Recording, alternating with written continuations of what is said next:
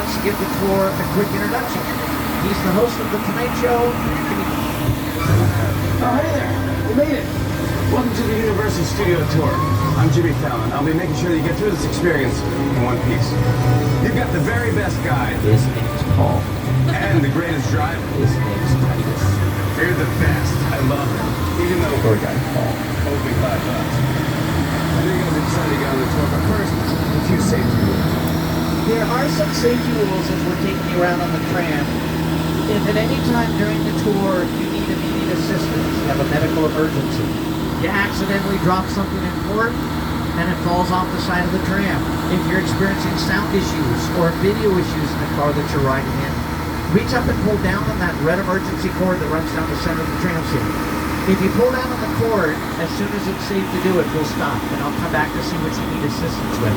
Otherwise, throughout the entire tour, please remain seated and keep your arms and legs inside the tram at all times.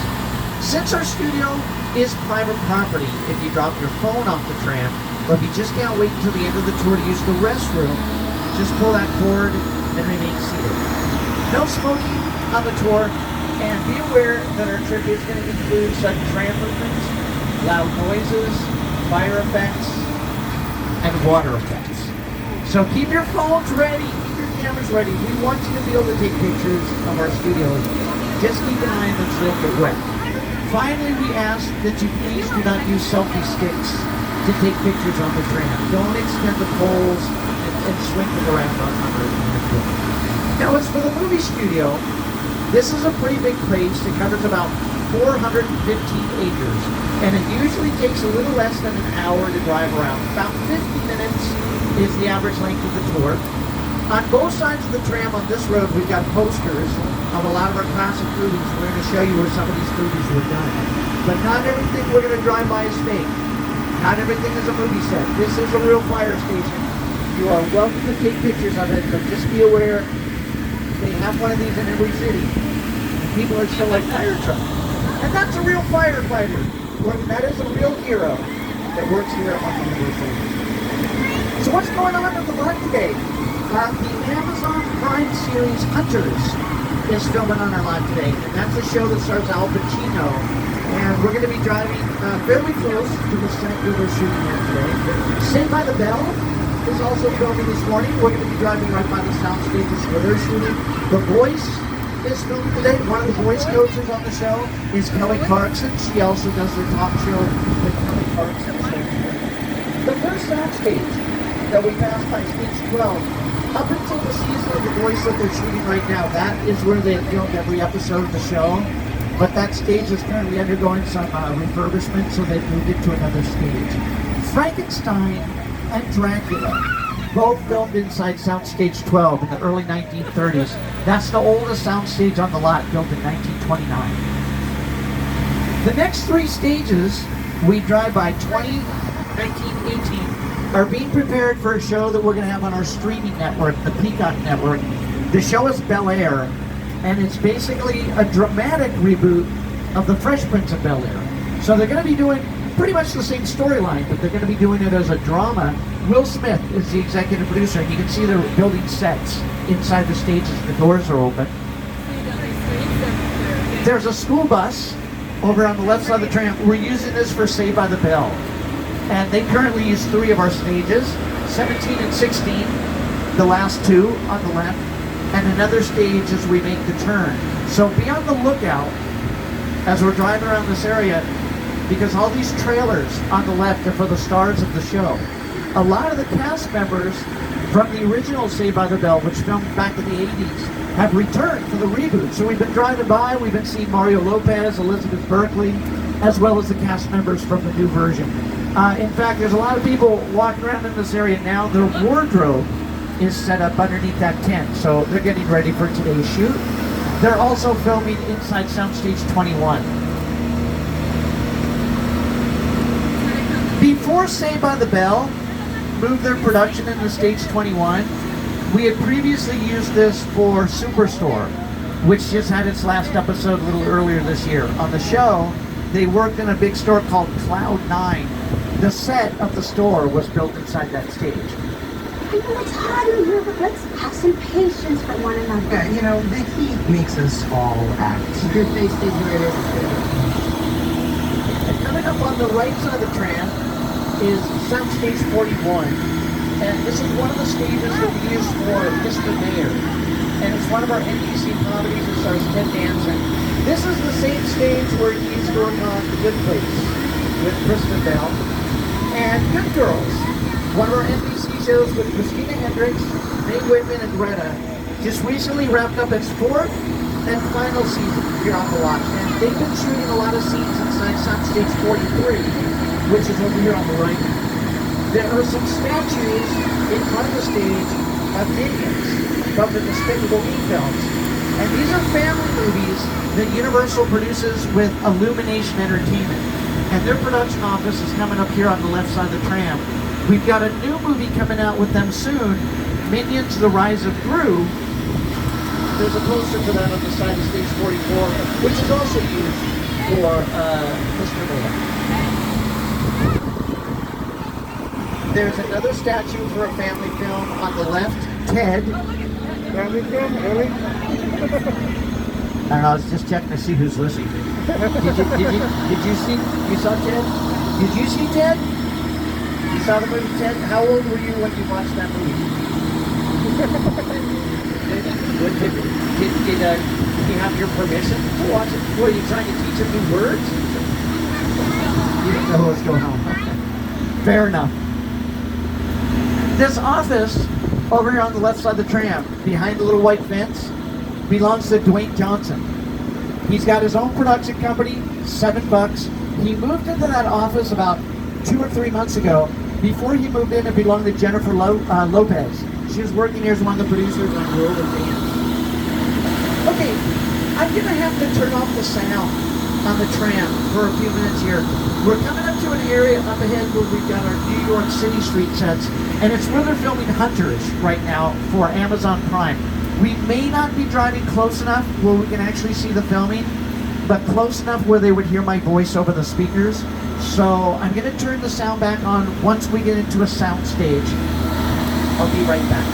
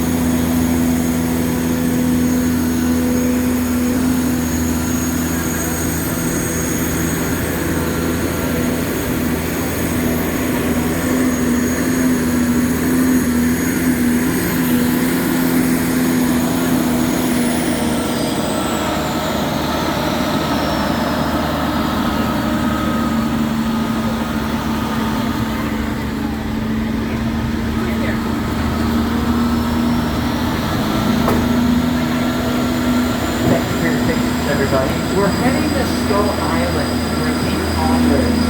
So remain seated, keep your arms and legs inside the tram, and put on your 3D glasses. Here comes Skull Island.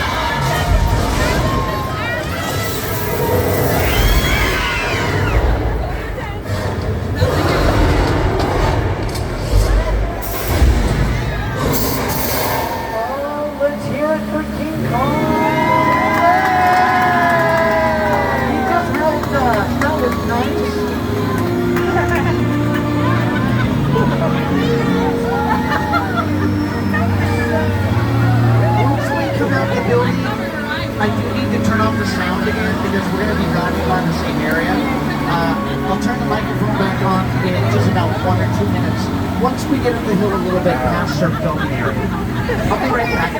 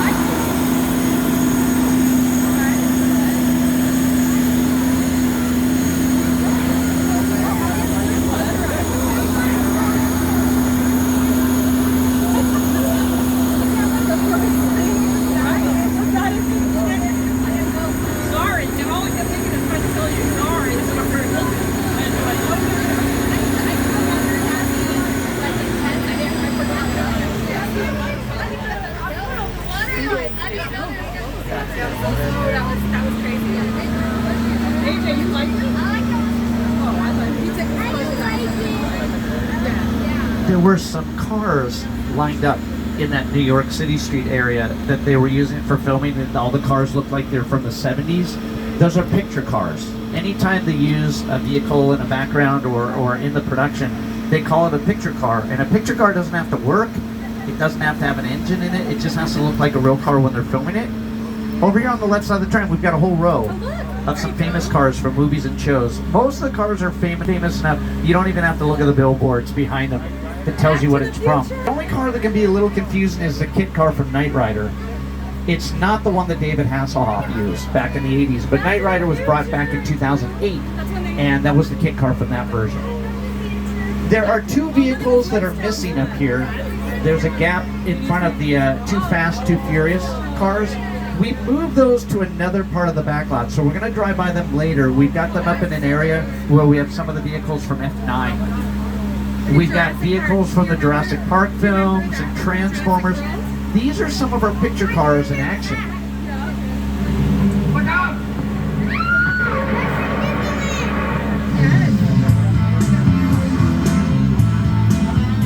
We had passed by Biff's convertible that was from Back to the Future and some futuristic looking cars from Back to the Future Part 2. But the vehicle that people ask us about most often is the DeLorean. Why didn't we drive by the DeLorean? Because it's no longer here at the studio. It's in a museum. They moved that car to the Peterson Museum. It's a really famous car museum in Los Angeles. And those Back to the Future films were executive produced by Steven Spielberg. He directed the first two Jurassic Park movies. He's also acting as one of the producers on the next installment of Jurassic Park, which is Jurassic World Dominion. This is where we've stored sets and vehicles from the Jurassic Park films. And as we drive through, the guy who built Jurassic Park, John Hammond, would like to say something. Welcome to Jurassic Park. That was it. That's his whole speech. You guys want to see dinosaurs? We brought dinosaurs up here, but they're spitters. Oh my God! I should have said that first. Why would we do that? Oh, that's why my seat has a window. It's not fair. Don't laugh at people that got wet if you didn't get wet, because A, that's not nice. B, the tour's not over. This is my favorite part. We're at a movie studio and we can create weather effects anytime. Oh, me too. Hi everybody, here's today's forecast for the Universal Backlot. It's going to be sunny and dry in 6 Points, Texas. Cool and cloudy in Living Wood. Expect snow and sleet on New York Street. And we've got a high chance of fog and precipitation for Skull Island, Amity Island, and Island of Blah. That's your forecast for today. Now here's a look at what's going on in your neck of the line. Flash flood warning in Old Mexico. And that's where we are. Now we're going to stop here because we're going to demonstrate a really simple special effect. We're going to create a little bit of rain, and not by using computer effects, by using sprinklers. So you can see how easy it is to do this for production. The problem with this special effect is we do it all day. Every time a tram stops in Old Mexico, it rains, but the set is built on a hill. And over the course of the week, there's a lot of water building at the top of the hill. And at one point, it all rushes down, creating a flood. Sometimes it hits one of our trams as we're passing through. This morning, we are that tram. So be careful if you're sitting on the left side. There's a flood coming. Here comes car number 3.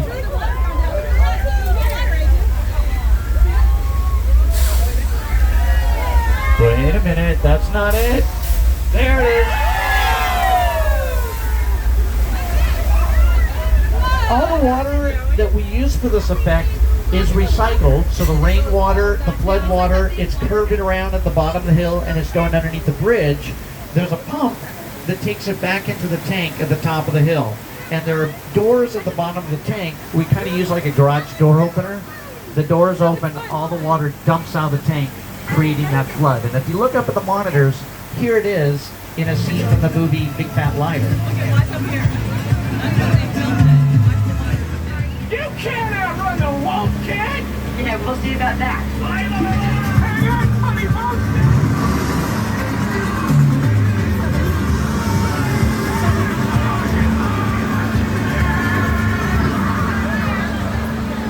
This portion of Old Mexico was used in the movies Three Amigos, Nacho Libre, Indiana Jones and the Kingdom of the Crystal Skull. The last thing that filmed out in this area, just last year, was an episode of Picard with Patrick Stewart. And then when we leave Old Mexico, we cross the border into the Old West. Driving right through that old town where we made movies with John Wayne, James Stewart, Kirk Douglas, Clint Eastwood.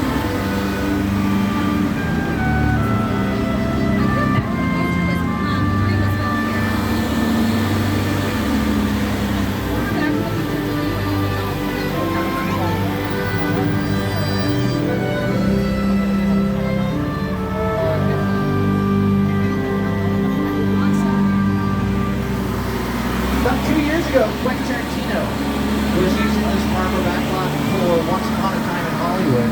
In the film, Leonardo DiCaprio's character is an actor back in the 60s, and he's working on a Western television show. And this is where they shot the scenes. But when they were filming the movie, it was top secret. So even though we were driving by and everybody on the tram could see the production, we couldn't say what the name of the movie was. We couldn't say who was starring in the film. They shot out here for about 3 weeks, and nobody in 3 weeks recognized Brad Pitt or Leonardo DiCaprio because they were dressed up like they were from the 60s. So they looked fairly normal walking around. Everybody on the tram were taking pictures with cowboys riding around the horses in the background. And we couldn't point out the stars because Quentin Tarantino said, keep it a secret. At this point, we are a little past the halfway mark of the tour. Again, I do want to remind everybody to please remain seated on the tram. And remember, if you drop an item over the side like your phone, or if you just can't wait until the end of the tour to use the restroom, pull that red cord above your head and remain seated.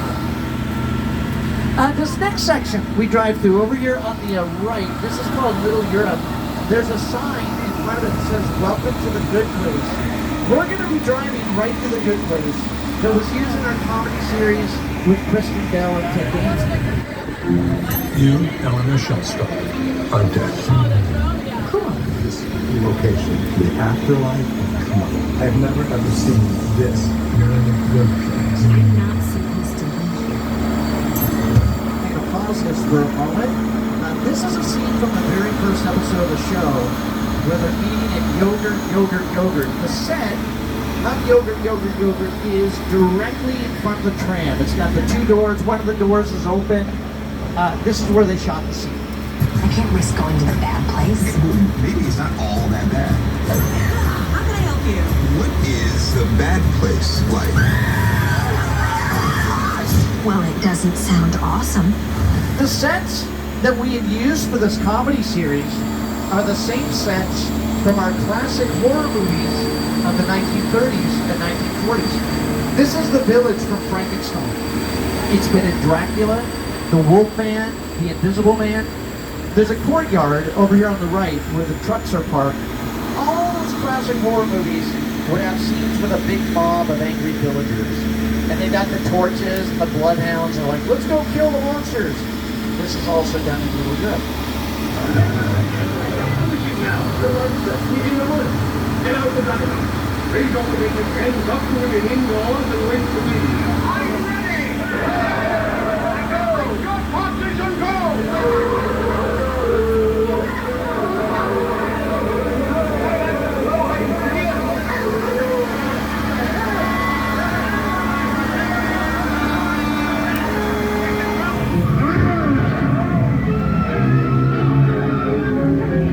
Find out your shouting.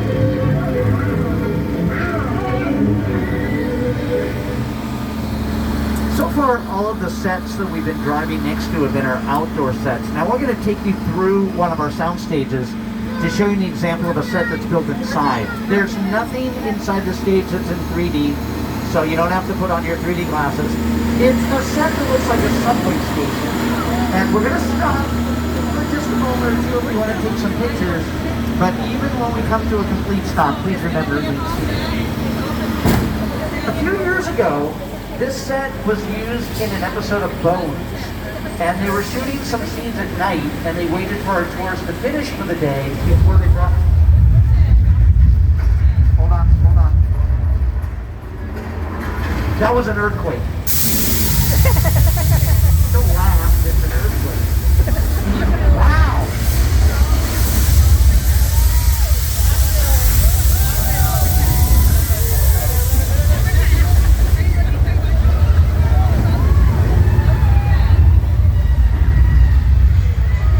Hang on, everyone.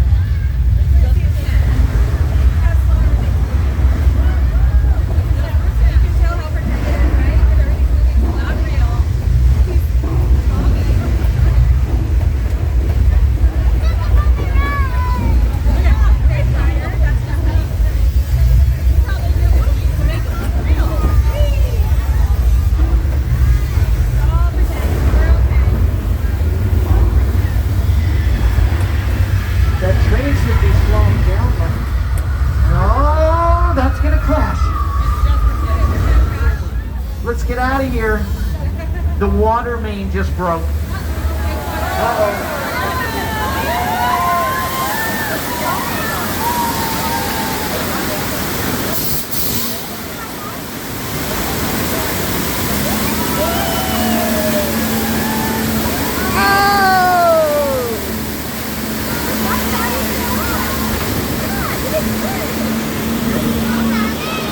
Right before the earthquake hit, I just mentioned that set had been used in an episode of Bones. In the episode, there was an earthquake. So they put stunt performers inside our attraction. This is how they used it.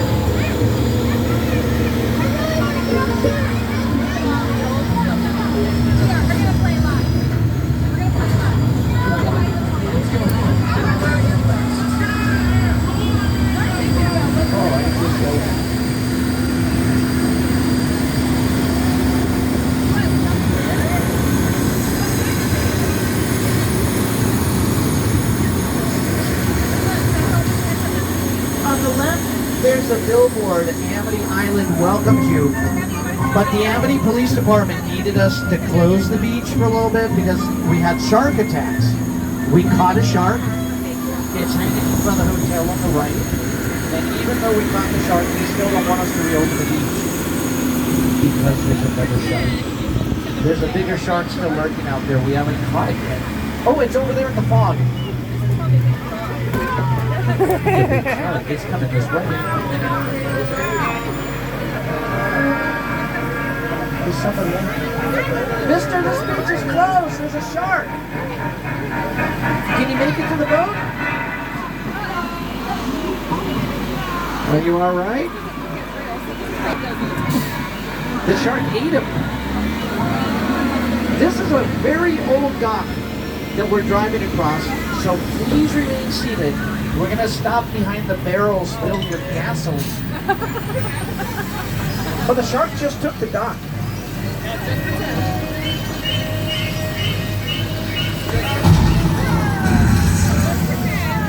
It went back underwater. See it. I see it.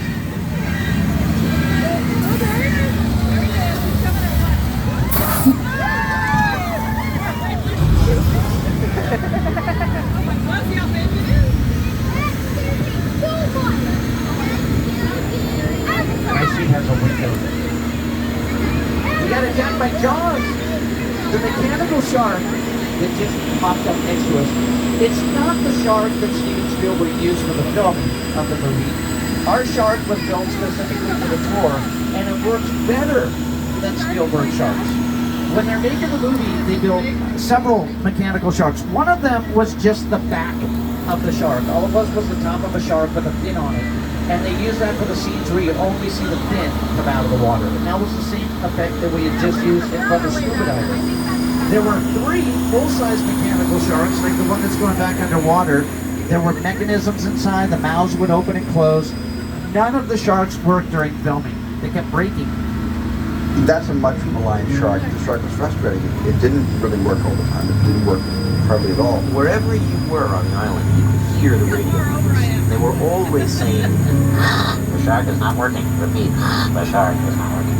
We just waited around. We just waited and waited and waited. The shark worked well enough for a while there, and I think it's the whole time. So I really owe the shark a lot.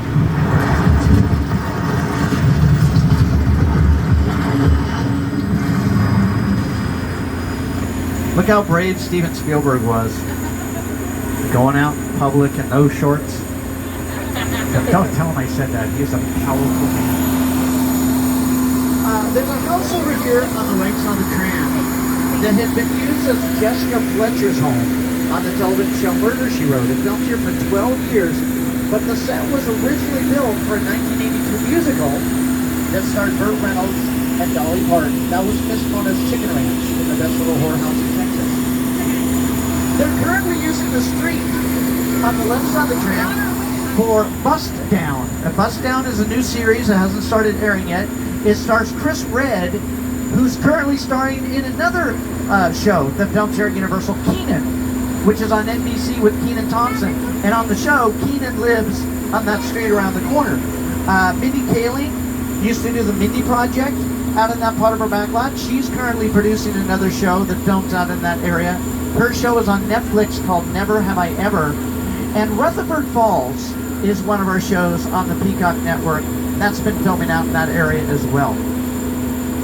There was an episode of 911 that had filmed out here in this wilderness area where there was a car accident. There was a limo that flipped upside down into the bushes over here on the right side of the tram. Of course, the limo that they used was another example of a picture car. Our tram is even considered a picture car because over the years it's appeared in several movies and television shows. These are some examples.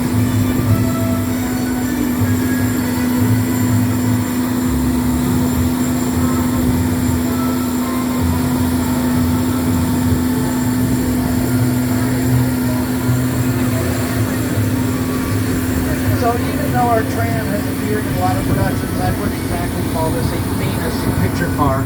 But we do have some more as we make the turn. We've got some of the vehicles from F9. We've even got Dominic Toretto's Charger parked up here. There are some race cars from the opening scene of F9. Dominic Toretto's father is racing in the 80s. We've got a yellow Camaro parked in the back with black stripes. That was one of the Bumblebees in Transformers. All of these cars have been abandoned. Nobody knows what happened to the owners. All of them disappeared after checking into this motel on the right side of the tram. Everybody disappears when they check into the Bates Motel from Psycho. It's run by Norman Bates, and he lives in that house at the top of the hill behind the motel. We all know a little mess on there. When we drive past the Psycho house, you may see some people working up in the area. They're currently getting this part of our backlot ready for our upcoming Halloween horror night. And Norman doesn't live in the house alone. He lives with his mother, and she's home right now. She's sitting in a rocking chair, and she's looking out of her bedroom window from the second floor. If you've never seen Psycho, don't look upstairs while we drive by because it's kind of a spoiler. But if you've seen the film, you're going to recognize Mrs. Bates upstairs.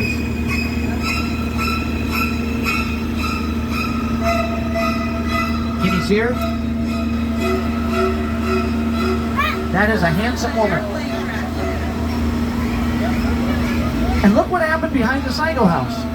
An airplane crashed because aliens shot it down. This is all a set that Steven Spielberg had built for War of the Worlds. There's an airplane that leads on the airplane.